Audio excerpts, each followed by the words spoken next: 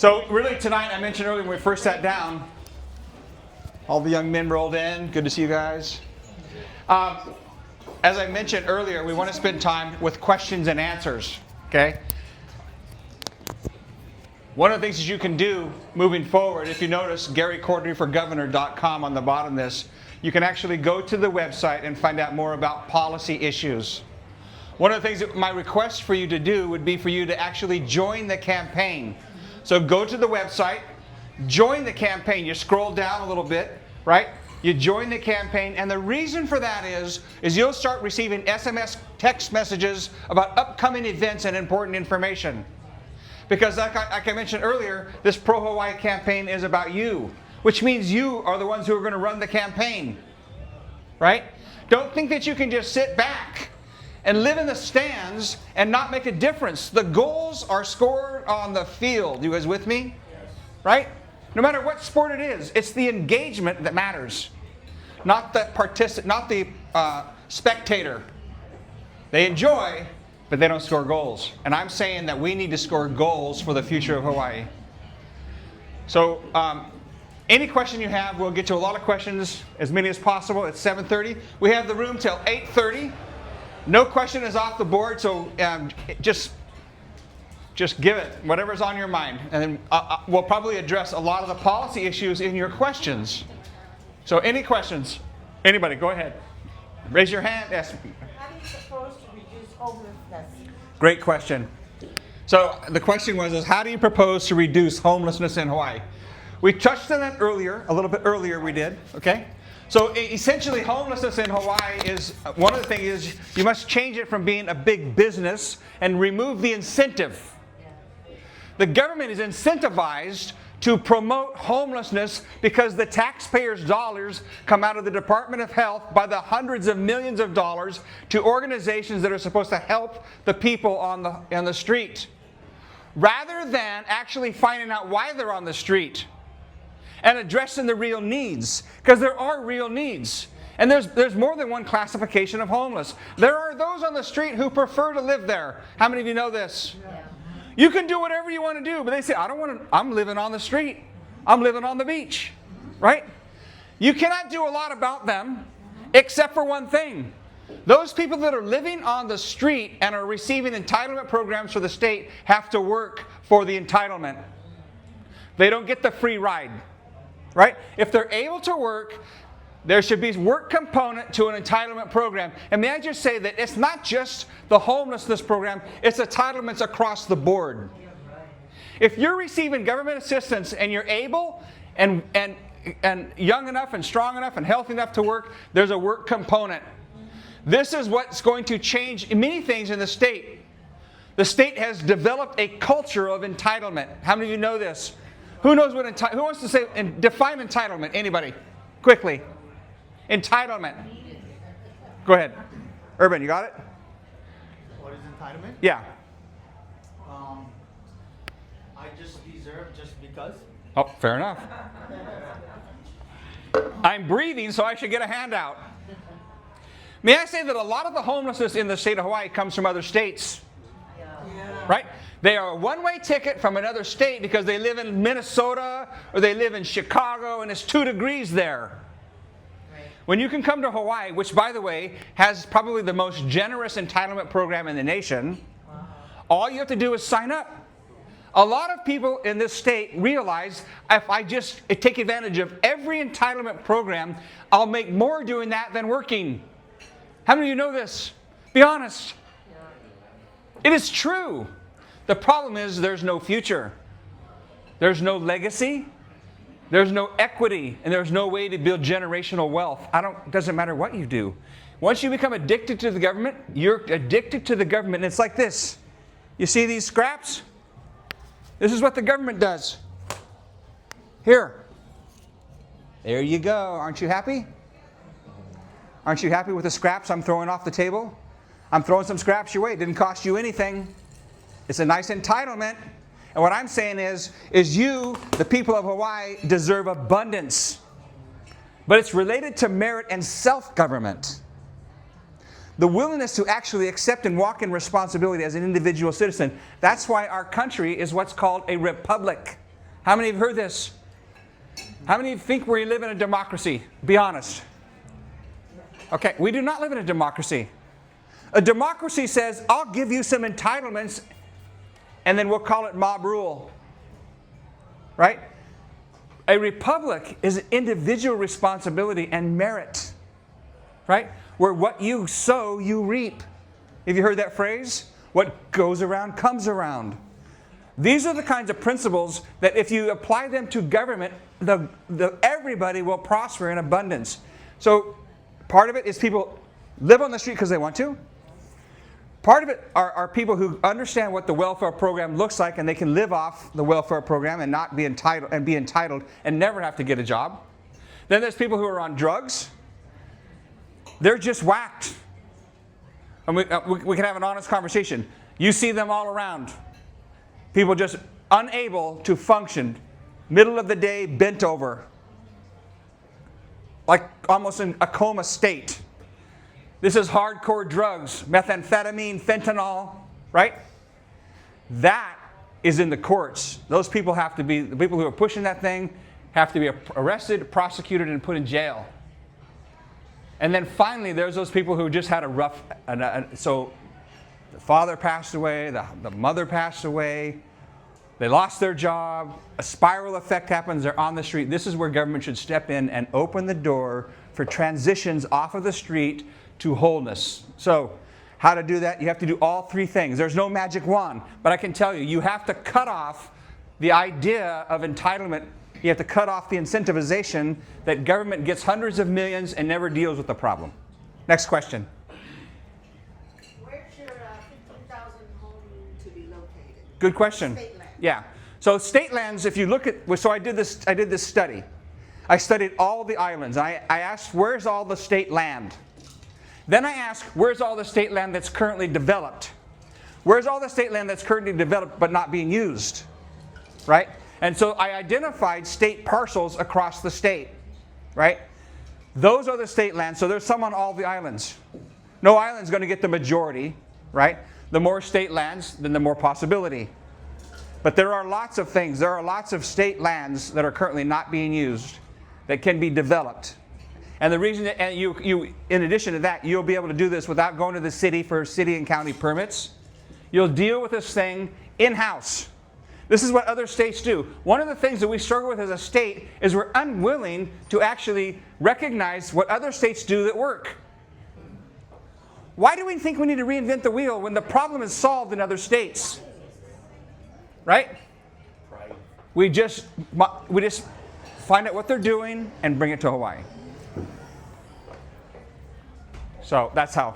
Yeah, thank you for that. So Jenny's question has to do with, I had made a comment earlier when we committed to it. If you look at our website, you'll find it. 15,000 fee simple homes. A home where you can pull up in your garage, where you can have a barbecue in the backyard, where you can raise a family, where you can grow generational wealth. That's what a single family non-leasehold land does for you. Yes, sir. Ted. What do you think about Maui's idea of making homes affordable by eliminating potential for vacation rentals over there and doing that on Oahu or elsewhere? Yeah. So, you know, I'm actually opposed to this idea where the government is going to decide what individual property owners can do with their property. Right? I know a lot of people who can only afford their mortgage because they actually rent a portion of their house or a place for their kids to live. And the idea that the government is going to come in and say, well, you know, vacation rentals are illegal, right? That's local people.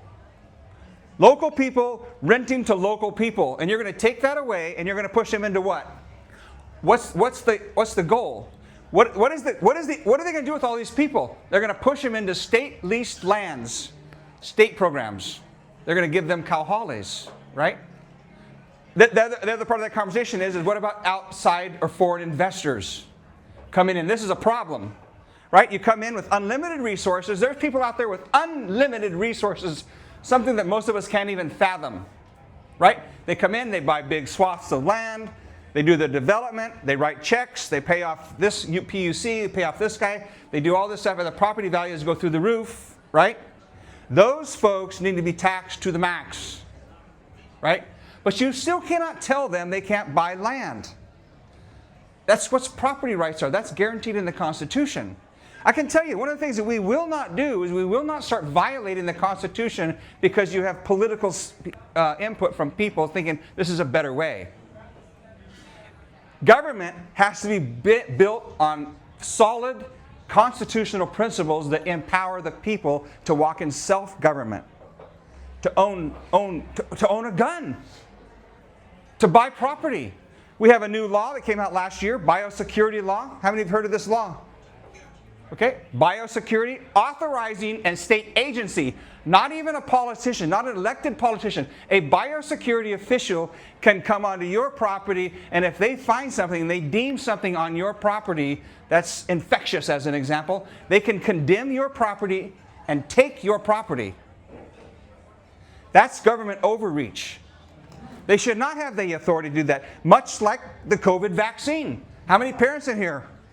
You want to have your kids take a shot? If you want to take a shot, go for it. But the government should not say to you, you will take a shot, otherwise you cannot go to school. Right?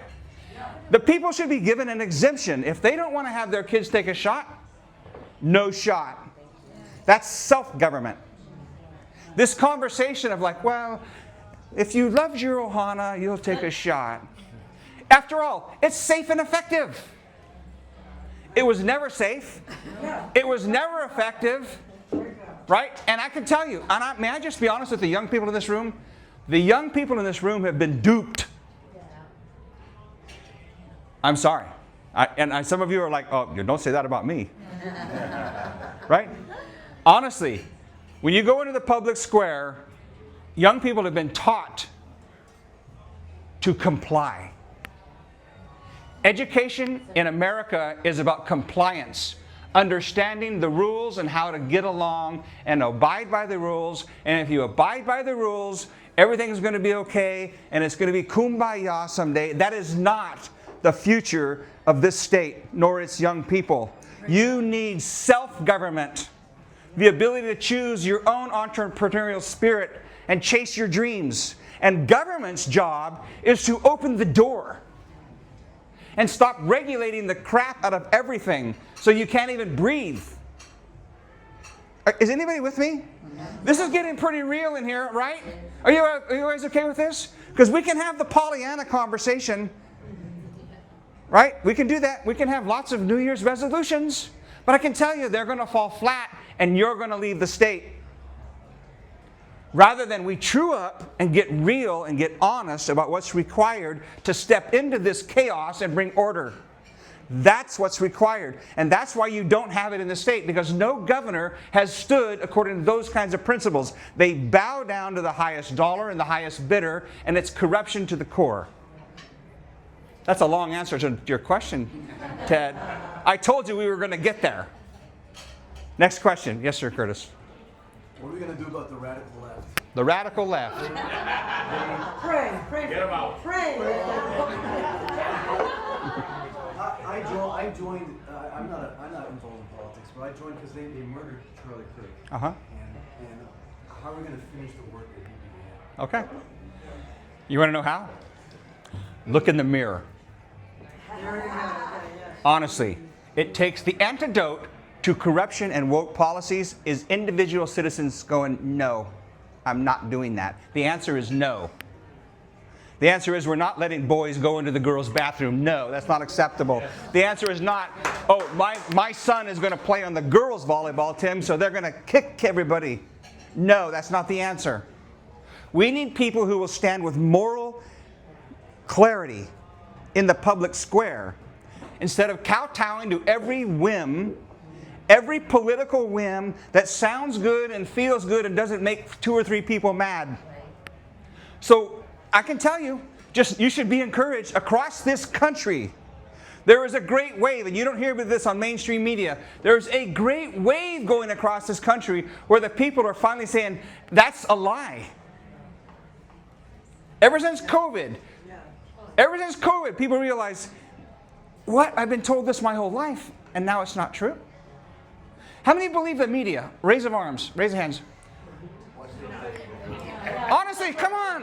Depends on the station. Listen, may I just say that the antidote is your own common sense and the courage to stand. And it is the job and the responsibility of the parents to say, I'll break the door, but we're going to walk in together. In this state, we have this, around the Capitol building, you've seen that plywood wall, right? How many have seen the wall around the Capitol? Remember the one, we're going to put the wall up because we're going to fix the fountain. Some of you weren't born then. I'm dead serious. That wall is a demonstration. It's a visual, a tangible symbol, a separation between the people and its legislators, the government. And I can tell you, the first thing that we're going to do is we're going to tear down the wall. Yeah. And is it a big deal? Is it going to change anything? No, it's actually not. But it's going to send a message it's going to crisscross this country where the people have had enough and they need access to their government, not the other way around. The government sees you as a commodity. I'm just going to be frank with you. When they keep taking your taxes, you're a commodity. You're not a citizen. You guys hear me? Yeah. A commodity. It used to be 15 years ago that you would work until April. You'd work January, February, March, April. Within those 4 months, you would pay taxes, and for the rest of the year, the money that you would make would go to your pocketbook. Are you guys tracking with me the logic here, right? You pay taxes, a certain amount of your income. 15 years ago, it took till April. Now it takes till July. 40%, 50%, 55% of your money, your hard-earned money, and you wonder, why should I bother going to work? They take all my money. I'm simply saying, we need to cut the legs out of the appetite of the government. The government is always increasing. Have you noticed this? Hey, let's have another administration. Let's study this problem. Let's pay some more consultants. How do you do that? Let's raise the taxes. Are you guys with me back here? You guys with me up here? This is how it works. The antidote? Vote. Yes, sir, Ray. Gary, I got a question. I mean, talking about those taxes. I mean, how do you feel about, Green is saying that the government had cut some funding for the island, but yet we're going to tax heavy on the people that does well for themselves. Yeah. We're going to put a 2% tax extra to pay for all of these funds that they're not maybe getting from the government anymore. Yeah. What do you feel about that? Well, I think Curtis could answer your question. Honestly, the issue is that the government sees winners and losers and they make them, right? Right? So they strike deals, people make money, they say they're going to charge them more money, while these people pay no taxes. It's always been this way. The majority of the taxes is paid by the minority of the the people who work and pay taxes. It's almost 80-20 now. So 80% of the taxes is paid by 20% of the people, right? I've always been a proponent of flat tax. Charge everybody 10%. Let's get this off the game, right? I don't have the answer to the question except for we need righteous government where everything is true and just. We're supposed to live in a society where you have equal justice. Remember the Constitution? Remember what the Constitution says? Equal justice. You've been given inalienable rights, right? Your rights don't, I can just tell you, your rights don't come from the government.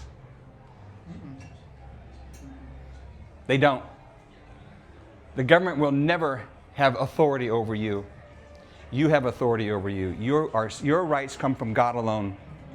And we need to walk like this, circumspect, head up, chest out, understanding that your rights are a gift from Him, and you don't have to bow to the government, including myself, which, by the way, one of the things that I'll be doing is taking power away from the governor's office.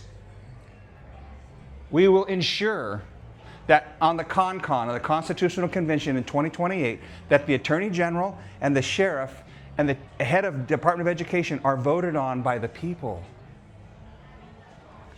So what is the implication? It means that no longer will the fox watching the chicken coop. That's what we have. Right now you have the fox watching the chicken coop. Those who are supposed to bring order and lawful society are actually watching the very thing people that they're defending. That was really poorly said. I hope you got that. Next question. Yes, sir, Steve. That leads into my question. So you said the governor is the one who elects all the department heads. Appoints. Yeah, appoints. And then if there's so much of those department heads that are, say, corrupt, how can we assure that you've identified, when you win, how do we know that those corrupt are identified and replaced with people of integrity? Great question. Audits. So the first thing we're going to do is we're going to audit everything. And we're not going to audit the way the state audits. The state currently has an auditor, a state auditor. That's his job, to audit the state. Here's the problem. Remember when the rail first started? Who remembers the rail when it first started? They were about $4 billion in. They made it to almost Pearl Ridge, right? The people started saying, we need an audit. Where's the money? So finally the state bends and says, yeah, we're going to audit the rail. Guess who they got to audit the rail? Anybody? Take a guess. Their own guys. Their own guys. They hired a state auditor to audit the rail. So guess what the outcome of the audit was? Perfect. Looks pretty good to me. That's not an audit. That's a rubber stamp. We're going to audit with outside of the state auditors at the state level, and every department will have an auditor, and they'll actually account for the resources. And one of the things that we're trying to do, and I would say even in this room, we are building a bench looking for people who will sit in these positions, people who are able to actually be a director and deputy director for the state of Hawaii. And don't think because you're young, there's not a possibility. Okay, does that make sense? Does that answer your question? Okay. And here's the part. If you have an attorney general who has a focus on white-collar crime, and he or she prosecutes white-collar crime, when you have an audit and you find out the director's got himself a new condo on Maui, there's a prosecution that happens and he goes to jail. That's how you stop it. By the way, I already have an attorney general. She's coming from Florida. Next question. Yes? You mentioned getting rid of the Jones Act. I Yes. like that idea. How would you do that? I'm just curious about the process. And then, Yeah. Trump being so American-made, pro-American, how would that look like? Yeah, it's a great question. I can tell you that that there is an appetite for the Jones Act because it's unjust, first of all. Okay? And this is the first time that there's been alignment. You've had the White House, the executive branch, you've had the Senate, you've had the House, and now you would have a governor all lobbying for the same thing, which has never happened before. You've never had the four lobbying for the same thing. Doesn't mean that it's actually a congressional act. It has to be introduced in Congress to have this happen, but there's an appetite for it. There's a change for getting rid of corruption, like Curtis talked about. There's an appetite to get rid of corruption across this country. And all we have to do is show that this act is a form of corruption. And I can tell you, a lot of the longshoremen will say, wow, this is not fair. We're going to oppose this. A longshoreman makes nearly 150, 160 a year. I say give them 200 and be quiet on the Jones Act. Stop opposing, because when you think about the magnitude of 25% of every import coming into Hawaii, that's a staggering number. You could pay these guys $1 million a year each. It wouldn't even compare. You follow what I'm saying? You have to make this deal sweet enough so that the Longshoremen's Union buy in. Once they buy in, the politicians will not be afraid of losing their job or the resources that come from the union. Right? This is politics. Nevertheless, the stakes are that high. We cannot afford this another 5 years. We cannot. Does that answer your question? So you still have to be introduced to Yeah, it is a congressional thing. So Ed Case already introduced it once, right? But he didn't get. He doesn't have support from Hawaii. He's going to lose his job this time because of that. I almost guarantee you, the Democrats have said he's out because of his stand for that. So, yeah. It's going to take a stand like nobody stood before. Honestly, it is. There has to be a willingness from political people in this state to step in the middle of the river and say, I don't care about how the torrent is. I'm willing to stand. And then the articulation in the public square is to say, this is why we're doing it. And the groundswell of the people who recognize what's just and right will rise up and will put it through. That's what I think. Okay, next question. Yes? How do you feel about HCDA and HGEA? HCDA, Hawaii Government. Community Development. Oh. The agency. The one who owns all the kaka'ako. Yeah. They have all the powers, special governing powers. Yeah. Everybody's hands off. Yeah. Do what they Well, want. so the way that it's been set up, these agencies have been set up. The agencies themselves have been given authority, right? They have authority to make policy. So think about this. Some of these policies actually make it way into law, right? That's a problem. So to change law that's been instituted by public policy, you got to go back to the legislative branch and you got to either amend or eliminate that law. This is where the people have to come in. The people must come together and say, no, we do not want this anymore. The problem is which legislator in this state have you ever heard say, we need to cut this? We need to stop doing it this way. They always say, let's just pour some gas on it and throw some more money at it, right? So when you think about, it's not HGEA. No, HCDA. Okay. You know the one who governs all the Howard Hughes, all the homes here? Yeah. It's Abercrombie who gave that special Yeah. power to Yeah. create that agency. Yeah. So within the agencies, not only do they make policy, but they have the policy to regulate, the power to regulate, and the power to fine, and the power to fee. Right. So if you change the head of the agency, you can start to correct the direction of the decision making within the agency. That's what I'm saying. That you cannot, the governor cannot expect to go to the legislative branch and fight it out with them. You're not going to win. There's a supermajority. It's blue. Right? That's what Linda Lingo did. She spent all her time fighting it out with Ledge, right? I won't be able to do that. We need to elect Republicans who will stand down ballot, right? It's not going to happen in one iteration. There is a move, but that's why I've decided not to focus on the law and the funding. I've decided that the way to change your trajectory is at the departments.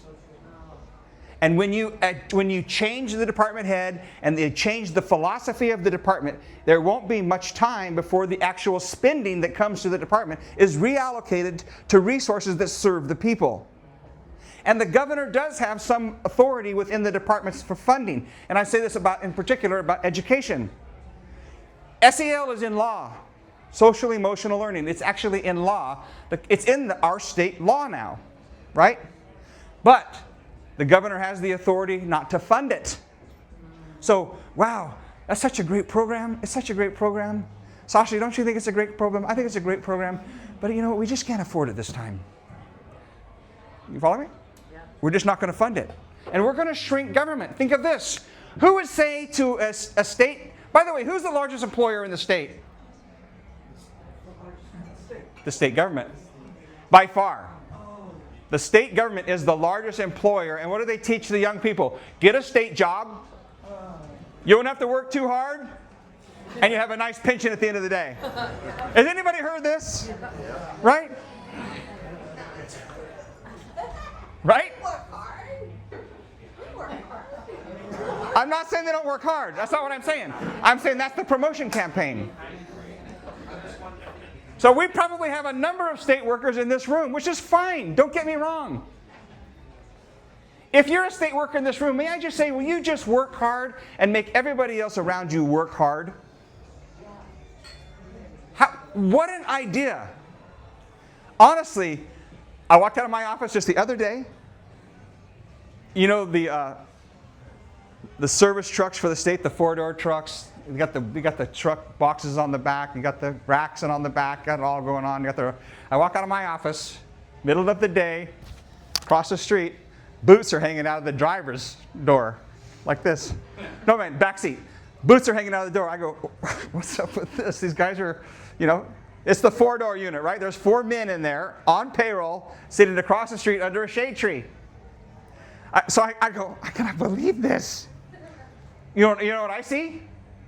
That's my tax money. okay, I'm going to go check this out. I walk over to the thing. The guy in the driver's seat's on his phone.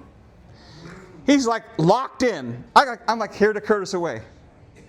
The other guy in the passenger seat conked. Head's on the glass. The other guy in the back's laying down. His feet are hanging out the window. I go like this. Oh, good. Take a picture. How you guys doing? This is what no accountability and no merit looks like. It's exact. And I mean, I just say, you all know this is true. Who knows this is true? And who's afraid to say it in the public square? Come on. Everybody's afraid of retribution. Oh, I better not say something. My uncle works there. Right? My auntie, she works there. But you could have a conversation like, hey, Ray, you're an amazing guy. If you would just do what lives in you, you would raise the level of everybody around you.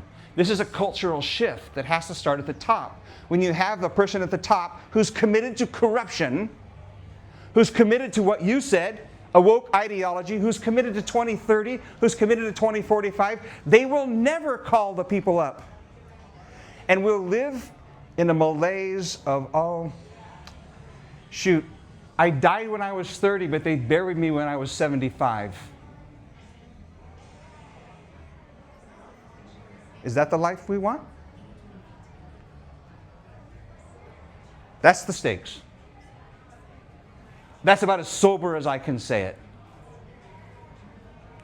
But if this resonates with you, there should be fire in this room. Next question. Yes, sir. Tyler. So my understanding is that the elections department won't comply with like the federal audit of the 2020 election. Mm-hmm. Like, why do you suspect this is, and do you think Hawaii is more red than the results, like the voting results? I do, but can you say the very first part of your question again? Why do you think the elections office won't comply with the federal? Okay. Well, you know, Hawaii is by far. So let's just change this. Let's just change the conversation from conservative to liberal, rather than red and blue. Let's have a conversation that's not about a Republican and a Democrat. Let's have a conversation about right and wrong. Let's have a conversation about true and false. Right? You need to shift the conversation to that conversation, right? Because you'll never make headway, because the rest of it's like in this colander of individual perspectives and values, right? The reason that Hawaii is red, the reason it's red, it is red, maybe it's an easy way to say it. It's because most people in Hawaii believe in family, they believe in faith, and they believe in freedom. That's in our culture.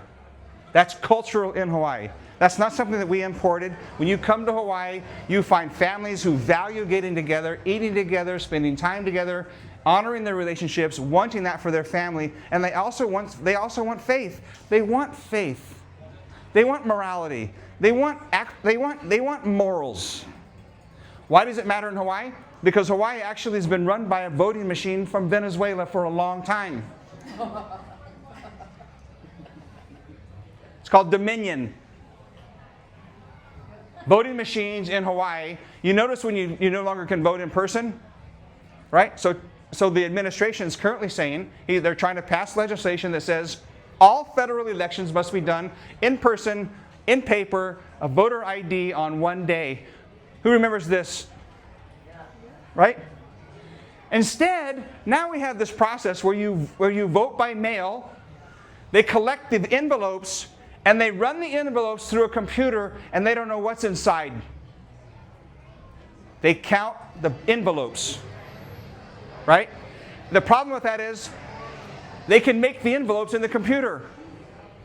It is a big problem. Voter integrity in Hawaii is a big problem.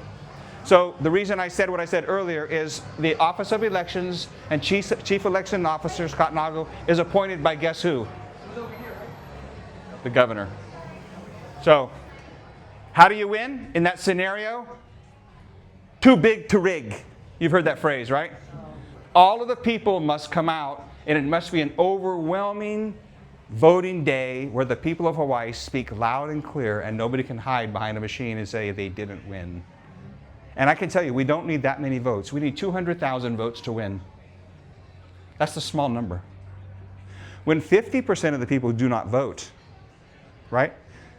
I think there's about 700,000 eligible voters in that range, right?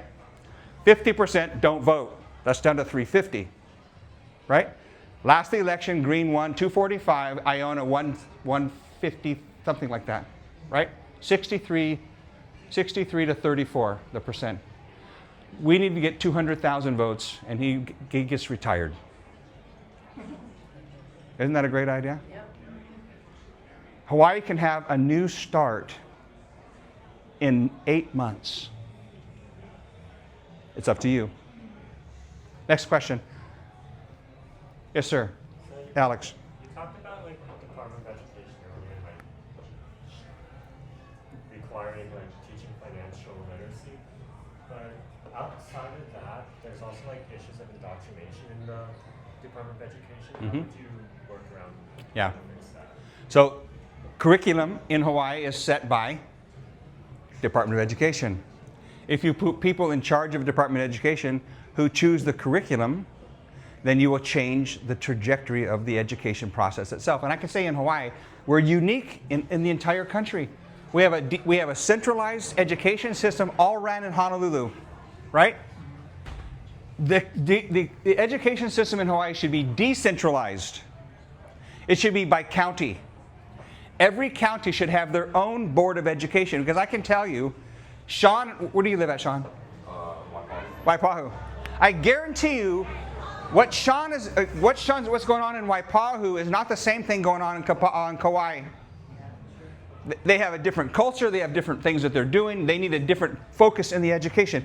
Maybe they're doing great in mathematics there, and in Kapaa they can't go 2 + 2 is 17. If you have education that's decentralized and you have parental involvement, remember at PTA? Anybody remember that? Remember? Oh, yeah, that's right. I kind of remember Parent-Teacher Association, where parents actually participated in the building of the curriculum for a student. And may I just say, this is the first generation. I got to be honest. I told you I'm going to be honest. This is the first generation that their cognitive ability is less than the generation before. It was just proven the other day. So what are the roots of that? It's the roots of test and pass and COVID. Because learning actually doesn't happen in the computer, and it doesn't happen on your phone. It happens with human connection and doing the work. So people are like, oh, well, everybody has AI now. I get resumes in my office all the time. Guys want to get a job. I look at the resume, I go, he did not write this. Right? ChatGPT wrote it. And so when they come in, I said, oh, this is a great resume. How'd you manage to write that? I said, well, why don't we talk about what's real? And have a conversation with this person about character. Question. No. I have a conversation with this person. There's more food coming in, so you guys have at it. So listen, the conversation with this interview is like this. Tell me about where you grew up and what matters to you as a person. And they're thinking, I want a carpenter's job. They're like, well, I didn't expect this conversation, because I can tell you, I would rather hire character than experience any day of the week. Because you can train nuts and bolts. You can train carpentry. It's much more difficult to train character. Are you guys with me? Yeah. Okay. And you can see character on the job in a heartbeat, right? They show up to work. They're gung-ho. They're like, the cat's meow for the first 10 days. After that, things dwindle quickly, right? Why is that? It's a lack of character and an understanding that they have self-government. And if they just knew, if they would give themselves, a raise would be right there to support the way they live. That's a cultural shift in the way we function as a state. I have lemon pepper wings and chicken parm. Okay, you can cut it off after this. No, you bring that. Go bring it in. Okay, next question. Sorry, guys. No problem. You guys should honestly just get up and go get already. You're gonna be putting this in your pocket on the way out the door. Okay, Linda. No questions. Yes. I have compliments and something I learned about homelessness. Thank you. I saw you at the meet and greet at the Capitol last week where all citizens could come and meet and talk with all the legislators. Thank you for being there. I saw you at the vaccine education event, which might have been the first time I met you. Thank you for being there. I've heard from somebody on your team that you understand the dangers of these 5G cell towers. And I am I'm in Waikiki. I'm within a block from one. People are getting sick because of those towers, and you know. Yep. You just said it. You understand what went on with COVID, the vaccines. Thank you for being vocal about that. This is just a tidbit about the homelessness. The Waikiki community was going to look into something, and that is some of the mainland airports who are also getting lots of homeless people have learned to specially train police teams to work in the airports and be on the lookout, because sometimes once they land, people are getting off the plane and they're yelling and shouting, and you have to be specially trained to take in the calls from people in the airport, and they're starting to find these people and start sending them back. Yeah. They don't belong here, Yeah. causing commotion in the airport. Yeah. But thank you for being out there. Oh, you're welcome. So, just part of the deal. Honestly, Yeah. just burns inside. I don't know what to say. Yeah. I can just say that this conversation about how you address homelessness and assessment, why is HPD spending all of their time working with working with homeless people? There needs to be a set-aside organization with the authority to actually assess them and be with them, rather than HPD spending. Yes. How many have heard about the money getting spent in overtime with HPD? Yeah, I did. Staggering numbers, right? And and you put them at risk every time. Why couldn't they? How about they go out and just deal with crime, right? And why do we have these new traffic cameras? You think those are about traffic? Anybody? You think they're about traffic? They're about revenue. Don't kid yourself, right? The 5G towers is true. If you start to feel sick in a new 5G tower and you can't explain what's going on in your body, you need to go get yourself checked, because a lot of people are being impacted by 5G. Some people severely. Yeah. And it's not chin hat stuff. Check it out. So another question. Yes, sir. Just a follow-up on that. How would you try and tackle like political indoctrination in the education system? Okay, good question. That's a pretty common, especially in like higher level college. Yeah, how to do it. So, my daughter finished her school at Chaminade, right? Both of our kids went to school in Oregon, Eastern Oregon. My one daughter came back and finished at Chaminade. And the professor would start to give some line of some woke BS, right? She comes home, she says, "Dad, what am I going to do with this guy?" I said, "You tell him the truth. You stand and you tell him the truth, and we'll deal with the consequences of your grades." And it didn't take long for one person to stand and shift the entire room, because in reality, everybody knows, but nobody has any guts. One person can shift a room. 3% of a population can bring a revolution. Did you know that? That's historic fact. Through all recorded time, 3% of a population causes a revolution. And I'm just talking about 200,000 votes, right? So the antidote, courage, clarity, that's what we need. We need young people to step into that conversation. You mentioned it. That's what Charlie Kirk was doing. He was just saying, listen, let's just have an honest conversation. You don't have to actually condemn anybody. You just have to ask honest questions. Like, hey, how come that? Why do you think that? And just let the weight of the question just sit there. Right? It's the same thing when you want to talk to your friends about my campaign. Who wants to talk about politics Money or religion around the table with your friends? Raise your hand. Well, actually, I do. Okay, I got one. You got to join the campaign. Because it's what matters. Okay. But most people, we don't. You guys are a rare breed. Most people don't. Most people don't. I'm just saying that for by and large, even families don't do it. Well, I do it especially around family. Even better. We go to war. Yeah. Sunday dinners. Are you raised, friend? All right. You got to join the campaign.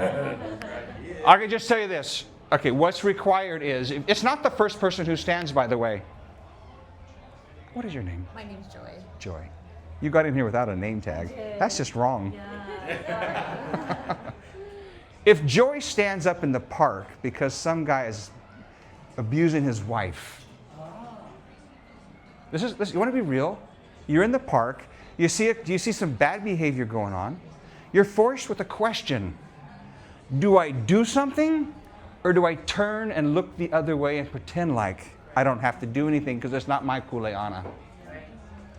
As soon as Joy stands, Ray will end up standing right beside her. It's never the first person who stands that makes the difference. It's the second person who comes alongside and affirms the stand. So when you want to go into a scenario where you think it's going to be heated, take a friend. Don't go by yourself. Be smart. Be wise. But have the conversation.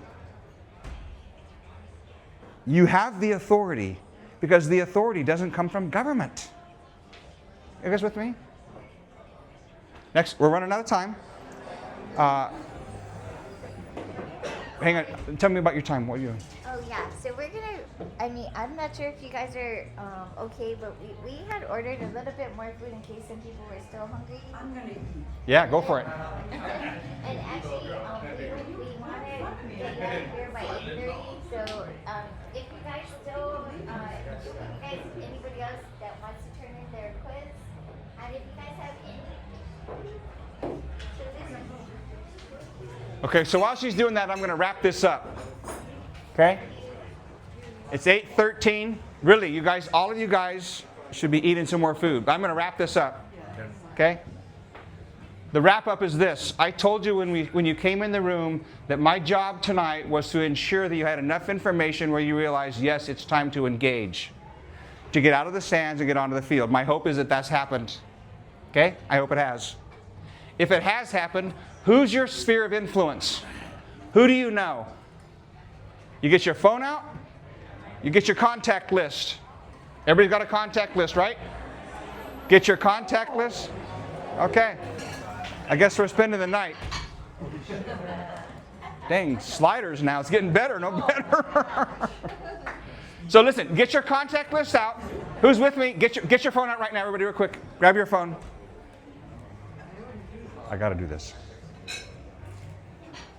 Get your contact list. Start with A. You got your phone out? You got your contact list? I want you to slowly start scrolling towards X. Keep going.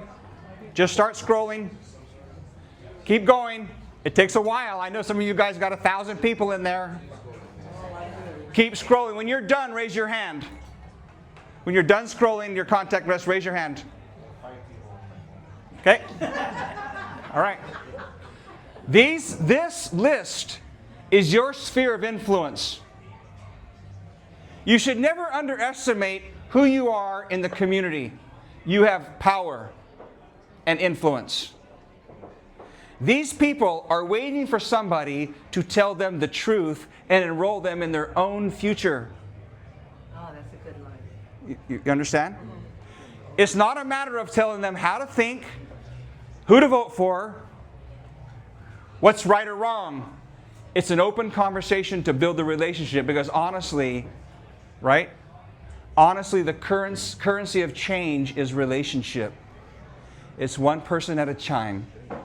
So you call your friend, you start with A, you can commit right now. I'm going to call 5 people a week. Is that a big number? 5 people a week? No. Who's willing to call 5 people a week? Raise your hand. Okay. Don't you love commitment? Hi there. Sorry, are you speaking right I am, but you can sit down. Sit down right there. Okay, this is your sphere of influence. Okay, enroll them in the campaign. Enroll them. Go to the website, GaryCorderyForGovernor.com. Ensure that they're registered to vote. So the conversation is like, how are you? I haven't talked to you for a while. In fact, I'm embarrassed that I haven't talked to you for so long. Right? Anybody? Have that conversation. I'm embarrassed that I haven't talked to you for so long, but what I have to say is important. Can we talk? Yeah? Just have the conversation. Enroll them in the campaign. Get them to the polls. Get them to join Gary Cordery for Governor. Sign up. Scroll down. If you can even go there now while I'm finishing up. GaryCorderyForGovernor.com. Use your phone. Go there right now. You'll scroll down. You'll find a place to enroll in the campaign. Just sign up. We're going to send you SMS messages about things coming up. We do 5 to 7 of these a week. I'm going to Maui tomorrow morning. We're doing Maui. We're going to Kona tomorrow. We have 2 in Kona tomorrow. I have the radio show in the morning, the Freedom Hour on KHVH AM 830. It's a live call-in show. You can call in on the radio and have a live conversation. It's powerful. Then finally, there's the goodies outside, right?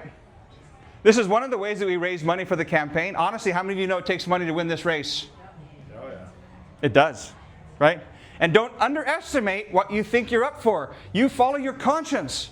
We were at an event like this in a home a month ago, and this unassuming elderly lady walks up and she gave me a check for $6,000.